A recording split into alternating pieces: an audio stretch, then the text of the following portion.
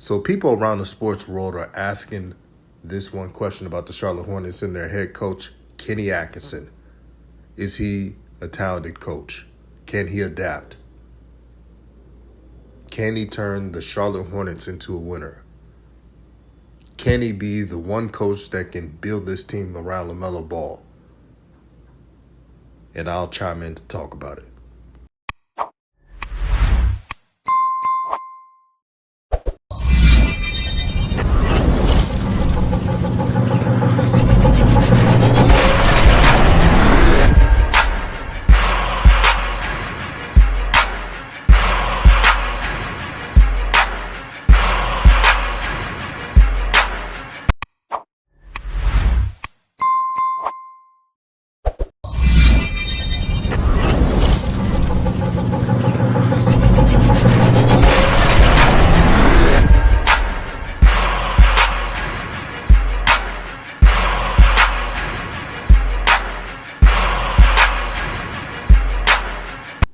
What's good, everyone? This is RawTruth Media, giving you the raw content that you deservedly need. Please like and share the video. All praise to the Most High. Now we're going to talk about Kenny Atkinson and the Hornets. On Twitter, I posted a way for the Charlotte Hornets to have a successful roster. And I think for Kenny Atkinson to gain the respect of not only Charlotte fans, but basketball fans, what he has to do, he has to have some type of say-so as a coach on what this roster should look like. So I posted that the Hornets need height in a major way. And this is what I said, and I quote, point guard position equals 6'5" or above. And I put LaMelo Ball 6'7". You have that. Shooting guard, 6'5" or above. 3-and-D guard. We all know that Terry Rozier does not care about a lick of defense. He wants to score. He's all about scoring. He don't care about anything else. Nothing against him. That's what his play says. And you see, and it's posted on the thumbnail of the idea of the perfect height of each position for the Hornets. For small forward, 6'7" or above, and I put Miles Bridges' name. So you got LaMelo Ball and Miles Bridges are the only two names on that list. Power forward position, 6'10" or above, 3-and-D forward. Versatile forward that can shoot occasionally but really can play defense. Again, this is the modern day basketball. The Hornets are too short to be beating any type of top-ranked team. And I'm not talking about the games where they're lucky in. We're talking about consistency, something that they're missing. And then I mentioned the center position, 7 foot or above, rim protector. I repeat, the Charlotte Hornets need a rim protector so bad. How many times have you seen the center get caught on screens, get beat up in the paint, can't defend worth their life dependent on it? The guards have to overhelp because there's no paint presence. And no wonder the Charlotte Hornets having one of the worst defenses in the league last season. Now, the JB auto zone defense, quote unquote, didn't help either. But when you don't have someone in the paint that is that guy, that dude that's taking charge, that intimidates the opponent, when you don't have that, then you don't have any defense.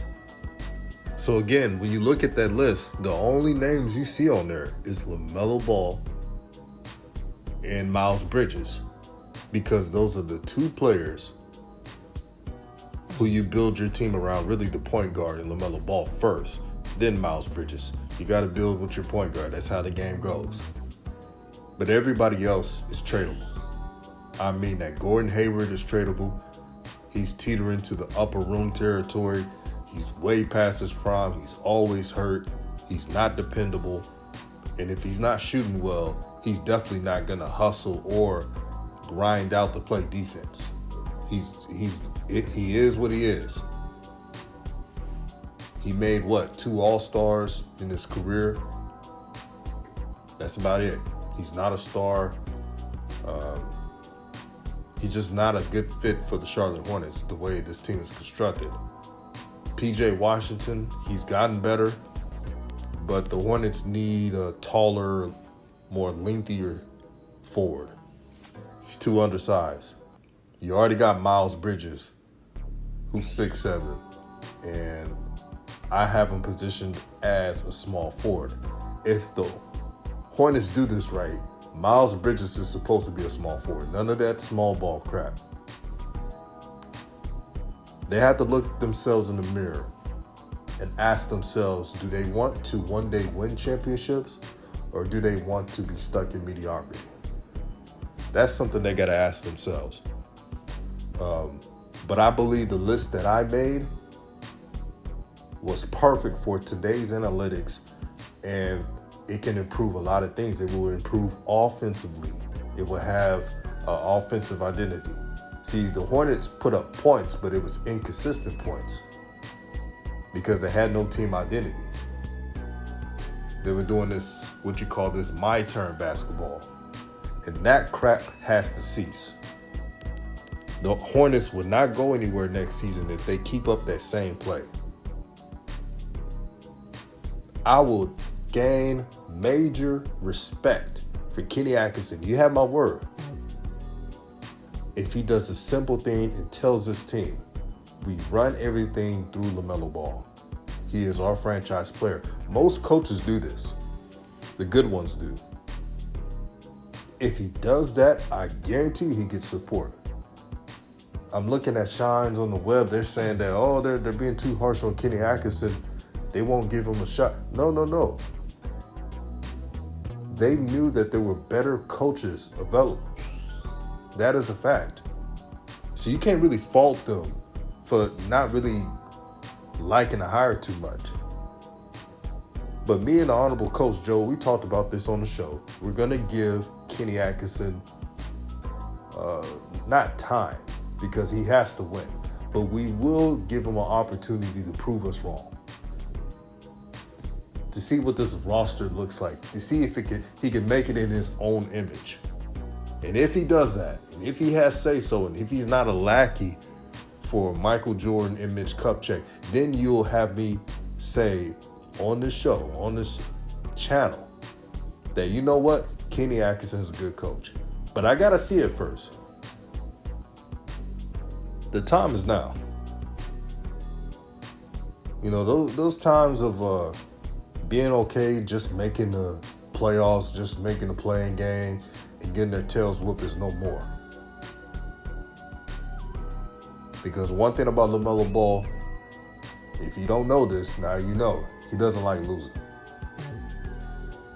He's always been a winner, his whole career. And you know what's so amazing about LaMelo Ball? He's never really had the best situation. The only time in his basketball career where he had a situation that was so perfect, well, it was 2 times. It was at high school. Chino Hills, when he played with his brothers, and Inspire. That's about it. When you're talking about perfect coach, perfect roster, I know it's a different level. But I'm just telling you, that's the only time he has had everything well going for him. Usually LaMelo has to rise above so many obstacles and adversity. A coach that doesn't believe in him, or jealous teammates and so forth.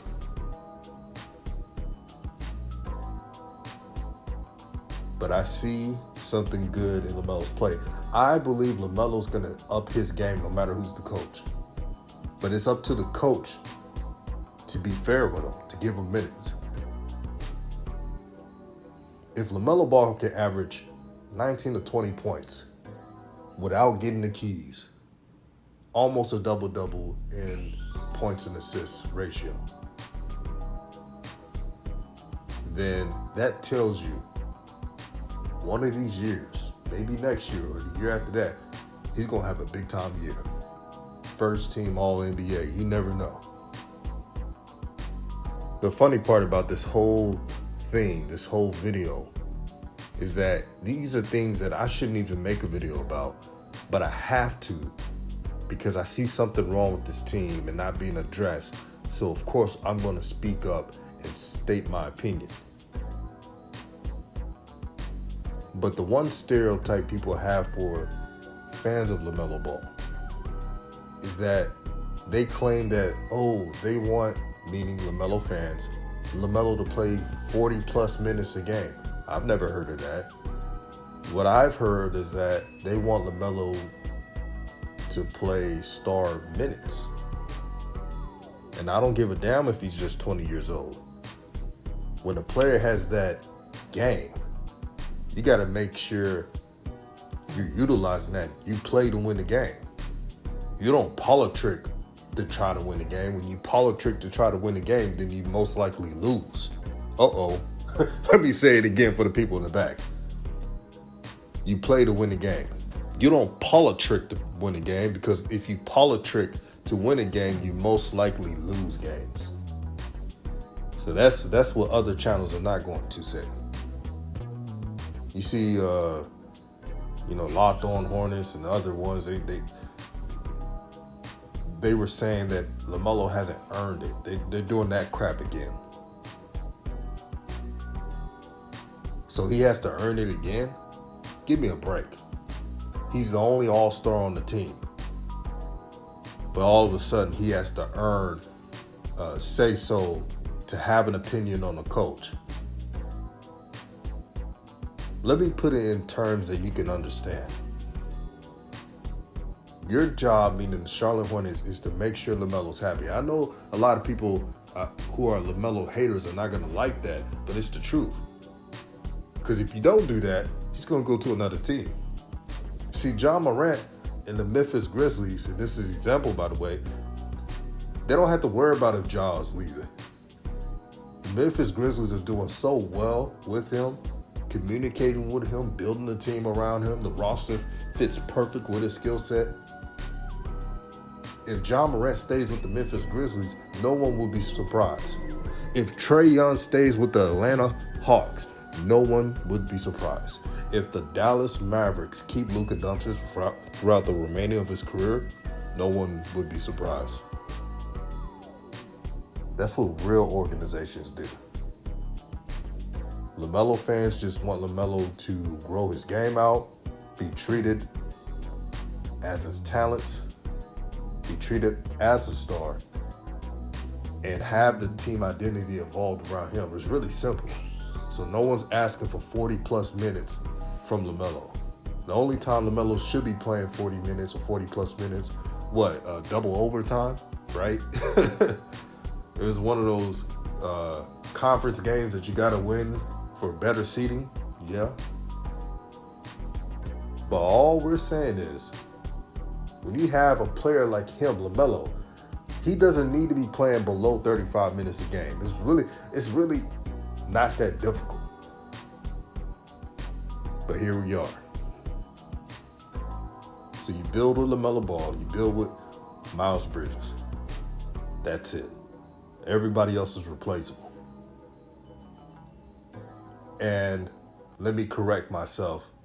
Book night. The young guys, Kai Jones, they're important too, but I'm talking about the starters. All the starters are replaceable. But I better not be seeing no undersized guards, no undersized forwards, big men, none of that next season.